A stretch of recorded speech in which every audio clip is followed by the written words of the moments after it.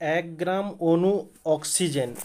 তো 1 গ্রাম যেহেতু দেওয়া রয়েছে, আমরা এখানে লিখতে পারি যে n সমান 1 মোল। এবারে তোমাদের বড় প্রশ্ন যে 1 গ্রাম রয়েছে, তো আমরা মোল লিখলাম কেন?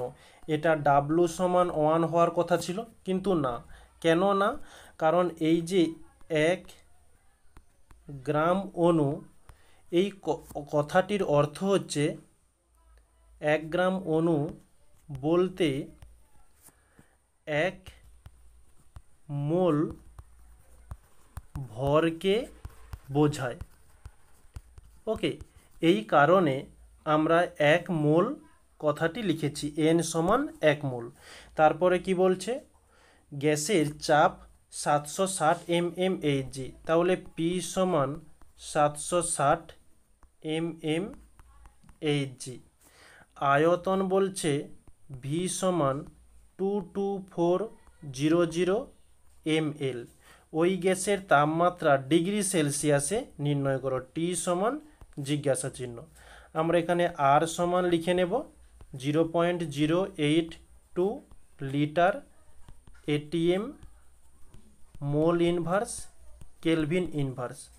তো আমরা যে টেম্পারেচারটা নির্ণয় করব সেটা হচ্ছে, প্রথমে আমরা কেলভিনে বের করব। কেলভিন থেকে আমাদের প্রশ্নে যেহেতু ডিগ্রি সেন্টিগ্রেডে বলছে, তাই আমরা ডিগ্রি সেন্টিগ্রেডে নিয়ে যাব। তারপর হচ্ছে মোল ইনভার্স। মোল তো আমাদের এখানে রয়েছে, কোনো সমস্যা নেই। এটিএম আমাদের এখানে mmHg রয়েছে। তো mmHg থেকে এটিএমে যাওয়ার জন্য আমরা 760 দিয়ে ভাগ করব। তো 760কে 760 দিয়ে ভাগ করলে 1 হবে এত এটিএম। তো এখানে লিটার রয়েছে, এখানে আমাদের ml রয়েছে। তো ml থেকে লিটারে যাওয়ার জন্য আমরা 1000 দিয়ে ভাগ করব। তো 1000 দিয়ে ভাগ করব, উপরের নিচের দুটো জিরো, উপরের দুটো জিরো কেটে গেল, অর্থাৎ 2.4 লিটার হচ্ছে। এবারে আমরা যে সমীকরণটি জানি, আদর্শ গ্যাসের সমীকরণ PV সমান nRT, এই সমীকরণে মানগুলো পুট করব।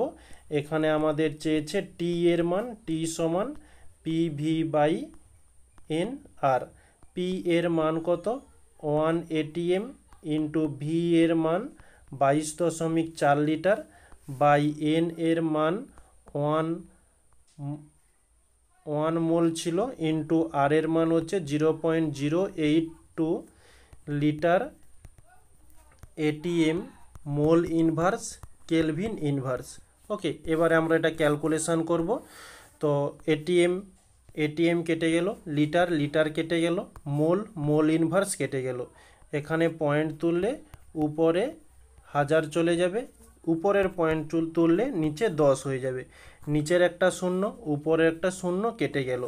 2 দিয়ে দিলে 2 4 8, 2 একে 2, এদিকে হচ্ছে 2 একে 2, 2 একে 2, 2 দুগুণে 4।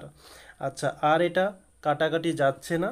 নেক্সট তাহলে লিখতে পারি 112 ইন্টু 100 বাই হচ্ছে 41।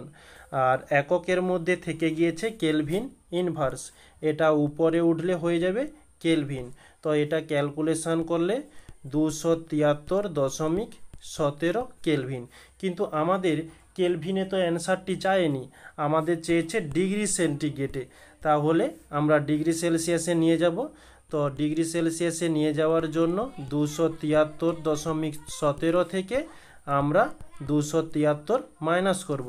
তো মাইনাস করলে হয়ে যাবে 0.17 ডিগ্রি সেলসিয়াস।